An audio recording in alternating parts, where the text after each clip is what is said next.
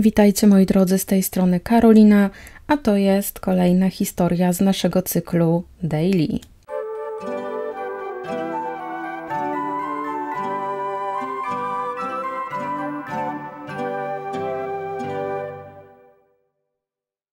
Dzisiejszy niechlubny bohater na świat przyszedł jako syn Michaela oraz Ellen Heidnik i wydarzyło się to dnia 22 listopada 1943 roku.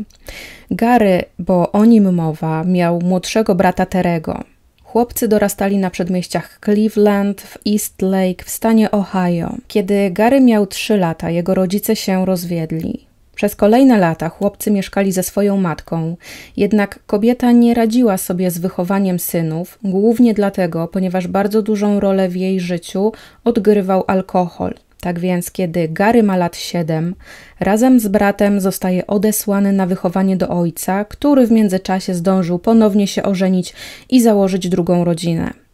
Gary miał problem z moczeniem się i pewnego razu po takim incydencie ojciec pobił go drewnianą zabawką, a aby upokorzyć go na zawsze, wieszał zmoczone prześcieradła w oknie sypialni chłopaka, żeby każdy, kto tylko będzie przechodził koło ich domu, widział, co Gary zrobił. Zresztą Gary nie miał zbyt dobrych kontaktów ze swoim ojcem i wiecznie obaj się kłócili. W szkole chłopak był bardzo nieśmiały i praktycznie nie rozmawiał z rówieśnikami. Jednym z powodów było to, że miał głowę o dosyć nietypowym kształcie, na górze miał takiego jakby guzka albo wypukłość, co było powodem do drwin rówieśników z niego. Ten defekt na jego czaszce miał powstać po upadku z drzewa i tę wersję potwierdzał także brat Garego. Pewnego razu, gdy koleżanka z klasy zapytała Garego, czy odrobił pracę domową, on jej odrzekł, że ona nie jest godna, żeby z nim rozmawiać. Pomimo małej interakcji społecznej z rówieśnikami, Gary był dosyć inteligentny, a jego IQ szacowano między 130 punktów a 150. Jego ojciec bardzo chciał, żeby Gary chodził do akademii wojskowej, ponieważ chłopak miał obsesję na punkcie armii i na punkcie sił morskich. I w końcu, 17-latek po rzuceniu szkoły, spełnił poniekąd swoje marzenie, wstępując do wojska. Dobrze sobie radził podczas szkolenia, bardzo szybko przystosował się do warunków, w jakich był i po szkoleniu został oceniony przez przełożonego jako doskonały wojskowy. Chciał służyć w żandarmerii wojskowej, ale jego podanie zostało odrzucone, ponieważ jego przełożeni widzieli dla niego inną ścieżkę zawodową. Został on wysłany na szkolenie medyczne i otrzymał odpowiednie certyfikaty w San Antonio. Potem został przeniesiony do Landstuhl w Niemczech, gdzie pracował dla 46. Szpitala Wojskowego. Pewnego dnia w sierpniu 1962 roku Gary nie zjawił się na swoim stanowisku pracy.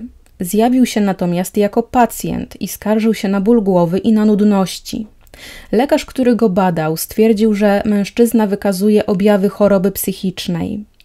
Gary prawdopodobnie symulował wszystkie te objawy, ponieważ poszedł do wojska z nadzieją, że przejdzie szkolenie wojskowe, a zamiast tego był szkolony na medyka, co nie było jego marzeniem, a już na pewno jego marzeniem nie było wylądować w Europie, co jeszcze bardziej mu się nie spodobało. I tak oto Gary zaczął myśleć, jak mógłby przechytrzyć swoich przełożonych i tak oto po prostu przestał wykonywać ich rozkazy oraz w końcu doprowadził do tego, że otrzymał zwolnienie lekarskie. Od tego momentu Gary miał przez resztę swojego życia udawać chorobę psychiczną, a John Cassidy, który stał się najbliższym przyjacielem Garego, później powie tak. Poznałem go jakoś koło 74-75. Twierdził wtedy, że w Niemczech dowództwo armii podawało mu LSD, będąc tam miał załamanie nerwowe. Prawdziwe załamanie nerwowe, a potem wpadł na ten genialny pomysł. Dlaczego miałby być zdrowy, skoro mógłby później udawać szalonego i dzięki temu dostać kompletną niezdolność do pracy w wojsku? 2 miesiące po pierwszych objawach na rozkaz dowództwa wojska został przeniesiony do szpitala wojskowego w Filadelfii, gdzie lekarz zdiagnozował u niego schizofrenię. Potem Gary został honorowo zwolniony z wojska. Wrócił na łono życia w cywilu i znalazł pracę jako licencjonowany pielęgniarz w szpitalu dla weteranów w Coatesville w Pensylwanii. Jednak tam nie radził sobie zbyt dobrze, ponieważ był niegrzeczny, opryskliwy, zachowywał się bardzo dziwacznie w stosunku do pacjentów, więc został zwolniony z pracy. Przez kolejnych 25 lat swojego życia na przemian był poza i w szpitalach psychiatrycznych i bynajmniej nie jako pracownik. Mężczyzna twierdził, że 13 razy próbował odebrać sobie życie, co według jego siostrzenicy nie było dla niej niczym dziwnym, ponieważ rodzina Garego miała problemy psychiczne. Młodszy brat Terry przebywał w zakładach psychiatrycznych i także próbował odebrać sobie życie. Matka odebrała sobie życie w roku 1970, kiedy jej syn miał lat 26. Przez całe dorosłe życie nadużywała alkoholu, miała depresję oraz podczas kolejnych prób piła chlorek rtęci, żeby przyspieszyć swoją śmierć. Rok po śmierci matki Gary zwrócił się w stronę religii, jednak nie już istniejącej. Otóż on stworzył sobie swoją własną religię. Swój kościół nazwał United Church of the Ministers of God. Rozpoczął z 5 wyznawcami, którzy byli podopiecznymi placówek psychiatrycznych. Gary zaczął przedstawiać się jako biskup Heidnik, a na swoim domu umieścił znak, który wskazywał to miejsce jako kościół, w cudzysłowie. Msze odprawiał co niedzielę, a jego sąsiadka będzie opowiadać później, że wyznawcy, którzy przychodzili na te msze, to byli przeważnie ludźmi upośledzonymi umysłowo. Gary co miesiąc otrzymywał z wojska oraz z ubezpieczenia społecznego czeki, tak więc zaczął inwestować pieniądze jako instytucja kościelna. I jedną z pierwszych inwestycji było zainwestowanie w Playboya. Ostatecznie był na tyle obrotny, że pomnożył $1500 do $250,000. Wykorzystywał działalność kościelną do kręcenia swoich interesów na boku i niebawem po kolejnych inwestycjach zmienił samochód na Rolls-Royce'a oraz Cadillaca, a woził się on z afroamerykańskimi kobietami do towarzystwa. Do roku 1986 miał na swoim koncie już $1 milion. Pewnego razu na pytanie, czy Bóg według niego nie byłby zły na to, co on robi z religią, odparł: nie, Bóg byłby rozbawiony, on ma poczucie humoru. I teraz prawdopodobnie to, co powiem, będzie brzmiało dosyć kontrowersyjnie, ale przedstawiam jedynie punkt widzenia Garego, dlaczego otaczał się on Afroamerykanami. Wszystkie jego dziewczyny były czarnoskóre i opóźnione w rozwoju. Mówił, że otacza się Afroamerykanami, ponieważ oni zawsze traktowali go lepiej niż biali. Twierdził, że seksualnie czarnoskóre kobiety oczekiwały od niego mniej, stąd jego wybory. Psycholog sądowy Paula Orange powie o nim później tak. Chciał otaczać się kobietami, od których byłby społecznie lepszy w każdej dziedzinie życia. Chciał, żeby kobieta, z którą będzie, nie kwestionowała go i znalazł idealne rozwiązanie dla swoich oczekiwań. Kobieta opóźniona umysłowo, która nie ma takich zdolności, żeby móc go kwestionować. On miał wręcz patologiczną potrzebę czucia się lepszym od kobiet, więc kobiety, w które celował, miały czuć się tak, jakby były poniżej niego, że były od niego zależne, jak panna młoda z Filipin, kobiety, które pracowały na ulicy, kobiety z niepełnosprawnością intelektualną. Prawdopodobnie myślał, że one będą łatwiejsze do kontrolowania, a było zgoła inaczej. Próbował na kobietach stosować techniki manipulacyjne, jakich nauczył się w wojsku. Zmuszał ofiary do wzajemnej wiktymizacji, kiedy doszło do jakiegokolwiek przestępstwa. Gary spotykał się z Anjanette, która miała siostrę Albertę, która była opóźniona w rozwoju i znajdowała się właśnie w takiej placówce opiekuńczej. Gary wypisał Albertę z zakładu psychiatrycznego, przywiózł do swojego domu, po czym napastował ją.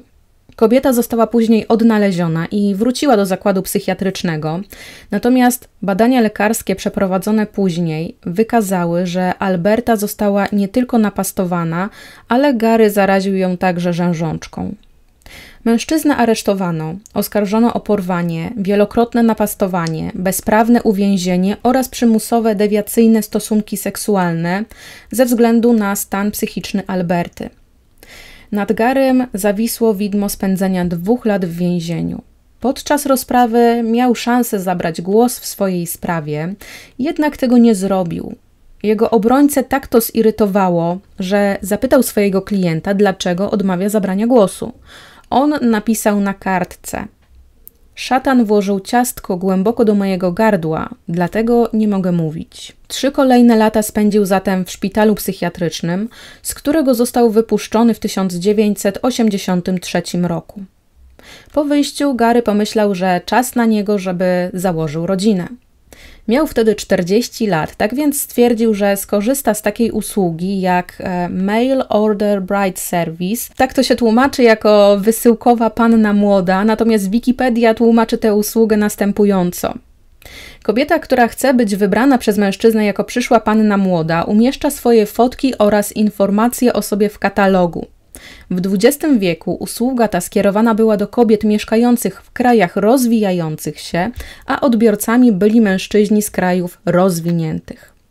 No i tą drogą wysyłkową znalazł Betty Disto, kobietę, która po ponad 2 latach od poznania Garego pierwszy raz przyjechała z Filipin do Stanów Zjednoczonych. Jednak od kiedy Betty pojawiła się w życiu Garego tak bardziej osobiście, to szybko zdała sobie sprawę, że mężczyzna nie jest stabilny, ani tym bardziej wierny, jak to sam siebie opisywał w listach.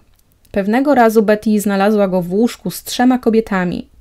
Jednak ostatecznie para pobrała się i to było dla niej jak wpadnięcie z deszczu pod rynnę. Mąż napastował ją codziennie, atakował fizycznie, zmuszał do patrzenia na to, jak uprawia seks z kobietami, którym płacił. Kłócili się prawie co dzień. Efektem gwałtów było zajście w ciążę i urodzenie przez Betty syna, którego nazwała Jesse John Disto. I wreszcie z pomocą przyjaciół Filipińczyków z lokalnej społeczności Betty zdołała rozwieść się z Hajdnikiem oraz pozwać go o płacenie alimentów. Gary miał jeszcze przynajmniej 2 dzieci. Córkę Maxine z wspomnianą wcześniej Anjanette Davidson, która została umieszczona ostatecznie w rodzinie zastępczej, córka oczywiście, oraz syna Garego Juniora z nieznaną kobietą, o której wiadomo tylko tyle, że była niepiśmienna i niepełnosprawna umysłowo.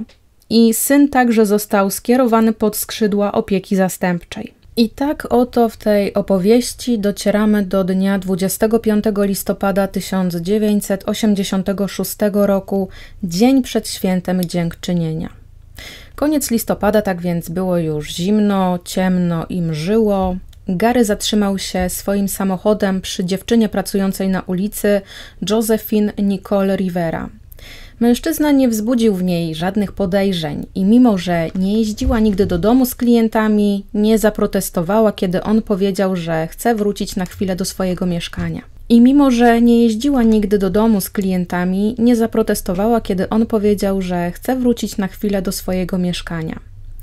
Jednak na miejscu okazuje się, że ta chwila znacznie się przedłuża i finalnie Gary płaci dziewczynie, by uprawiała z nim seks na piętrze jego domu.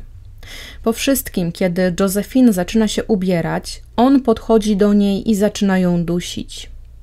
Hajdnik nie planował pozbawiać życia kobietę. Kiedy po dłuższej chwili ona w końcu zaczęła dochodzić do siebie, zauważyła, że na swoich nadgarstkach ma kajdanki. Mężczyzna zmusza ją, żeby podniosła się i poszła z nim do piwnicy. Po drodze mówi jej, żeby była spokojna, że nic się jej nie stanie, że on nie chce jej absolutnie skrzywdzić. W piwnicy założył jej na nogi w kostkach zaciski, a śruby zabezpieczył mocnym klejem i oba zaciski połączył łańcuchem. W podłodze piwnicy Hajdnik wykopał wcześniej dziurę, w której teraz próbował upchnąć Nicole, jednak najwyraźniej dziura była za mała na wymiary kobiety, tak więc próbował on ją przykryć czy też wbić. Zarzucił na kobietę kilka desek i przycisnął deski kilkoma ciężkimi workami z piachem, co doprowadziło do tego, że Josephine nie mogła oddychać. Krzyczała do Hajdnika, że nie może oddychać, tak więc mężczyzna odkopał Josephine, wyciągnął ją za włosy z dziury, po czym okładając kijem kazał jej być cicho i wyszedł. Zostawił Josephine samą na kilka godzin, a kiedy wrócił, zaczął opowiadać. Powiedział Josephine, że dąży do tego, żeby mieć grupę kobiet i gromadę dzieci razem z nimi. Dalej mówił, że nie może tego zrobić w normalny sposób, ponieważ za każdym razem dzieciaki będą mu odbierane, jak to już miało miejsce w przeszłości. A w sposób, w jaki sobie wymyślił, może mieć całą gromadę zarówno kobiet, jak i dzieci. Po opowiedzeniu tej historii wyszedł z piwnicy i jak za chwilę Josephine mogła usłyszeć, po prostu odjechał. Wtedy ona zaczęła się rozglądać po pomieszczeniu i zobaczyła deskę wbitą w ścianę.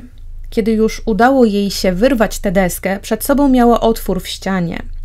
Był na tyle szeroki, żeby kobieta mogła się przez niego przecisnąć i tak wydostała się właśnie na zewnątrz. Natomiast przez to, że jej nogi były spętane w kostkach, ledwo chodziła, no więc zaczęła krzyczeć po angielsku, po hiszpańsku, po prostu wołała o pomoc.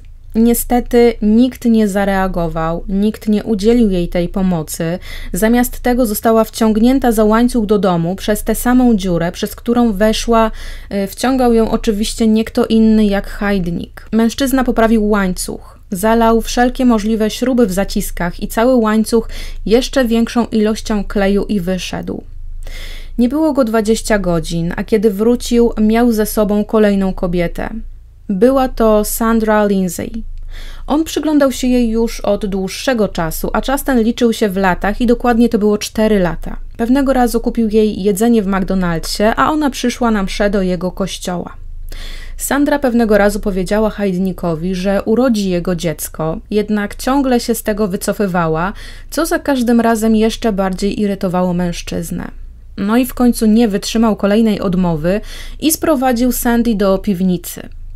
Rodzina kobiety skontaktowała się z policją, żeby zgłosić jej zaginięcie, jednak policjanci nie przejęli się zbytnio zniknięciem Sandy, wszak miała ona 25 lat, była dorosła, mogła po prostu zmienić miejsce zamieszkania z tylko w zasadzie sobie znanych powodów. I nie musiała o tym nikogo informować. Organy ścigania nie brały pod uwagę stanu umysłowego kobiety, jej niepełnosprawności umysłowej oraz faktu, że nie była ufną i w związku z czym ktoś łatwo mógł to wykorzystać, ktoś, kto miał złe zamiary.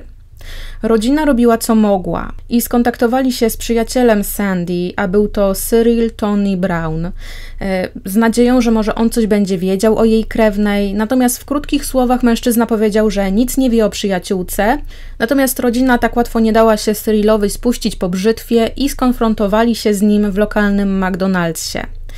Wtedy on musiał podać numer telefonu niejakiego biskupa, czyli właśnie Garego. I kiedy siostra Sandy zadzwoniła do Heidnika, on podczas rozmowy nagle przerwał jej monolog i powiedział, że Sandy nie ma w jego domu i po prostu odłożył słuchawkę. Rodzina nie była usatysfakcjonowana tą odpowiedzią, tak więc pojawiła się pod domem mężczyzny. Dobijali się, jednak nikt nie otworzył im drzwi. Jeden z sąsiadów po zobaczeniu zdjęcia Sandy potwierdził, że istotnie kobieta była u Heidnika. Po tym incydencie Gary pomyślał, że musi coś zrobić, żeby nie być podejrzanym o zaginięcie Sandy, tak więc z pudłem kartek świątecznych pewnego dnia zszedł do piwnicy i kazał 25-latce napisać, co następuje. Kochana mamo, u mnie wszystko w porządku, nie martw się, kocham Sandy.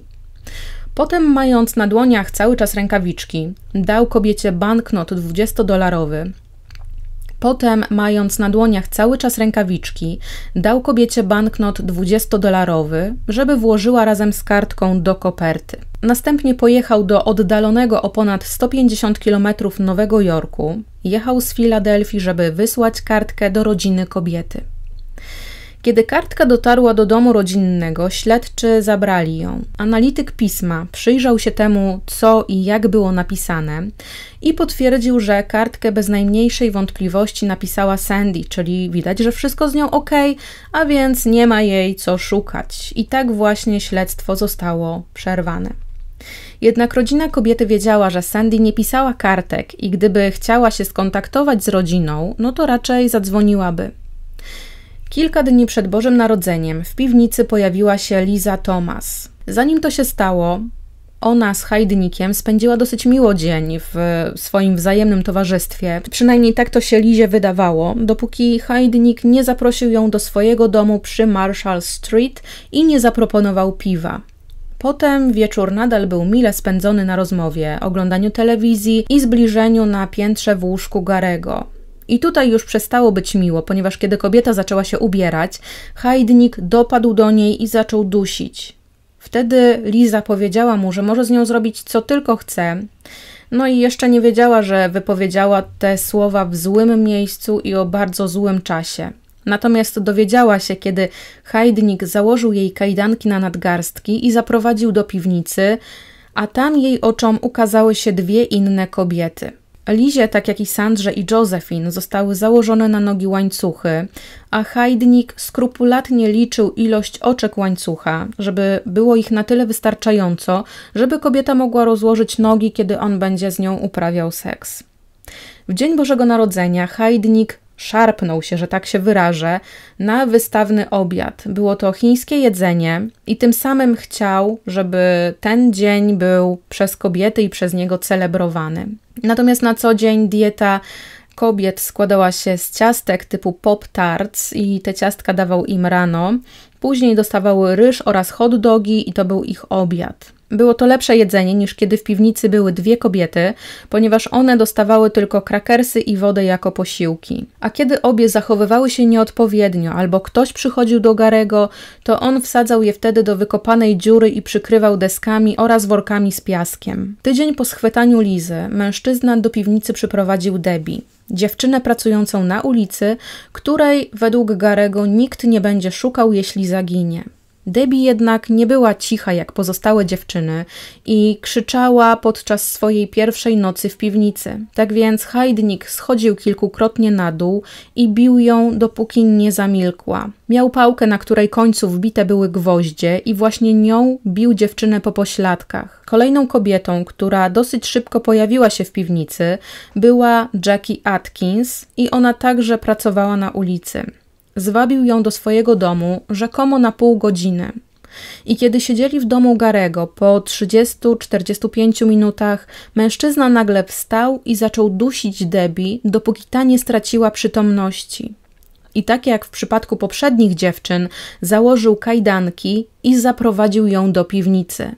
I tak oto Jackie poznała Debbie, Lizę, Sandy oraz Josephine. Kiedy jedna z dziewczyn była niesubordynowana, Heidnik kazał bić się kobietom. Poza tym traktował je także, jakby były w wojsku. Ponieważ mężczyzna najlepiej traktował tę kobietę, która była u tak zwanej władzy w piwniczej grupie, no to dziewczyny zaczęły rywalizować o jego względy. Kiedy bicie dziewczyn nie działało, Heidnik zabierał się za torturowanie. Wkładał ofierze w usta knebel, a potem wbijał śrubokręty w płatki uszu. Zaczynał od najmniejszego rozmiaru, żeby sięgnąć za każdym kolejnym krokiem po coraz większe. Torturowana dziewczyna próbowała krzyczeć, jednak przez knebel dźwięki dobywające się z jej ust wychodziły stłumione. Po 3 miesiącach niewoli Gary zdenerwował się na Sandy, która w jego mniemaniu jadła zbyt wolno. Co więcej, nakazał Josephine, żeby ta pobiła współtowarzyszkę, co Josephine uczyniła. Jednak to nie pomogło, ponieważ Sandy nadal nie jadła wystarczająco szybko, więc Heidnik zirytował się, pobił dziewczynę, a następnie zrobił wokół jej szyi pętlę i przyczepił drugi koniec liny do ściany bardzo krótko, uniemożliwiając tym samym ruszanie się Sandy. Kobieta była w tym stanie przez 3 dni i w tym czasie nie dostawała jedzenia. Po tych 3 dniach mężczyzna zszedł do piwnicy i trzymał Sandy przez dłuższy czas za ramiona w taki sposób, że odciął jej dopływ tlenu i Sandy zmarła. Wtedy Heidnik zdjął z jej szyi łańcuch i zabrał jej ciało do mieszkania. Kobiety nie wiedziały, co on zamierza, ale dosyć szybko się dowiedziały. Usłyszały dźwięk przypominający dźwięk piły łańcuchowej. Przez 3-4 kolejne dni w domu unosił się wyjątkowo nieprzyjemny odór palonego ciała ludzkiego. Te części ciała Sandy, które nadawały się na pokrojenie, zostały przez niego pokrojone. Ręce i nogi owinął w folię i opisał je jako karma dla psów. Górną część ciała tułowia kobiety upiekł w piekarniku, głowę włożył do garnka i ją ugotował. Sąsiedzi skarżyli się na odór wydobywający się z domu Heidnika, tak więc wezwali policjantów. Mężczyzna powiedział im, sprawiając wrażenie mocno zakłopotanego, że wstawił pieczeń do piekarnika, przysnął sobie, no i posiłek mu po prostu spłonął. Nikt nie drążył, czy to, co powiedział Heidnik, to była prawda, czy nie. Słysząc, że policjanci odchodzą spod drzwi oprawcy, Debbie zaczęła krzyczeć w nadziei, że to przyciągnie ich uwagę. bezskutecznie. Natomiast Heidnik wpadł do piwnicy i zabrał ją ze sobą do kuchni. Tam kobieta mogła zobaczyć, co on zrobił z ciałem Sandy.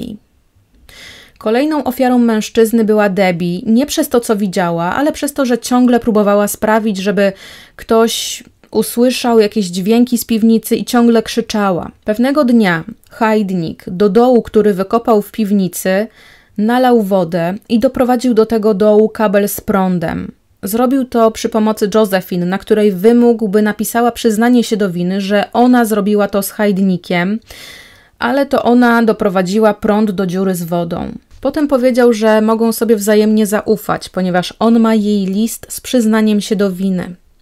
Następnie zabrał ciało Debbie z piwnicy, a potem zabrał ze sobą jeszcze Josephine i razem pojechali znaleźć odpowiednie miejsce do porzucenia ciała Debbie. Josephine, chcąc wydostać się z piwnicy i zyskać zaufanie Heidnika, wykonywała wszelkie rzeczy, które od niej on oczekiwał. I robiła to absolutnie bez mrugnięcia okiem. I to się opłaciło.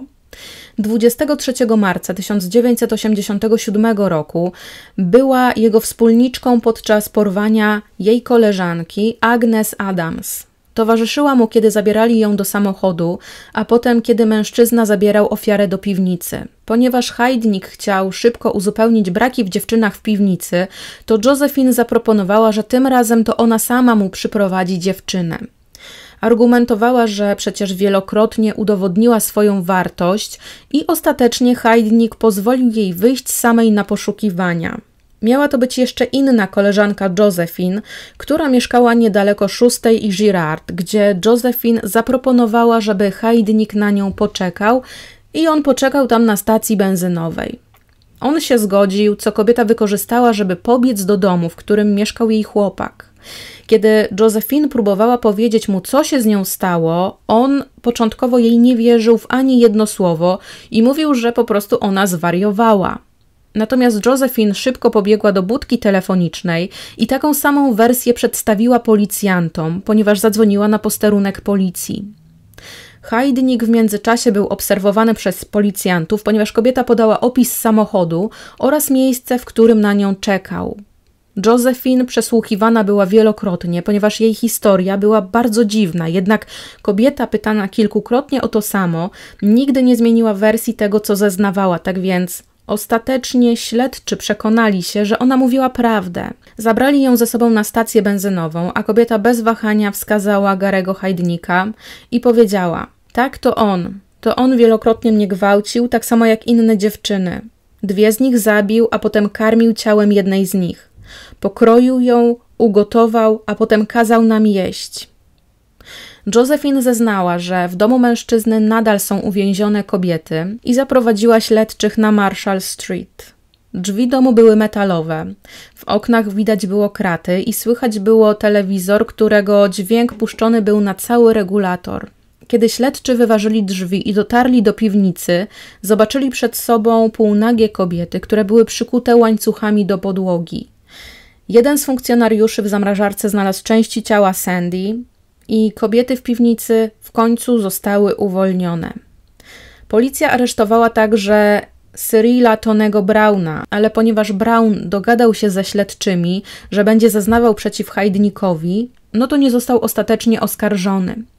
Będąc w więzieniu, Gary próbował się powiesić bez skutku, ale jego obrońca próbował to wykorzystać jako ucieczkę w szaleństwo, co mu się nie udało. Jak byłoby w końcu możliwe, by szalony mężczyzna miał na swoich kontach $550 000? Na salę sądową został wezwany doradca finansowy Garego, który zeznał, że jego klient doskonale wiedział, co robi, jak i w co inwestować. Mężczyzna został skazany na karę śmierci i umieszczony w zakładzie karnym w Pittsburghu. 2-krotnie próbował odebrać sobie życie, raz przez powieszenie, raz przez przedawkowanie leków, jakie przepisane miał przez doktora więziennego. Jego była żona Betty oraz córka Maxine walczyły o to, żeby kara śmierci została wstrzymana. Gary jednak nie chciał wstrzymania kary śmierci.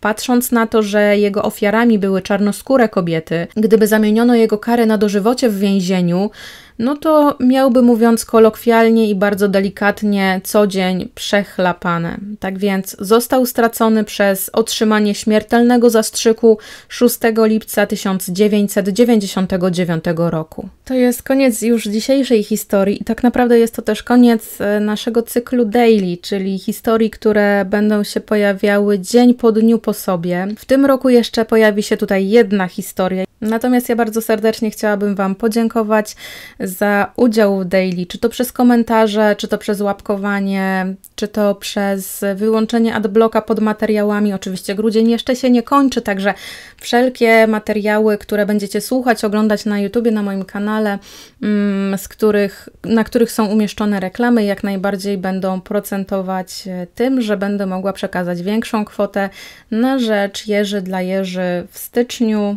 jak już YouTube sobie tam wszystko przeliczy i otrzymam informację, jaka to będzie kwota. Także dziękuję Wam bardzo serdecznie jeszcze raz za wysłuchanie tej historii. No i wesołych świąt, bądźcie zdrowi. Pa, pa.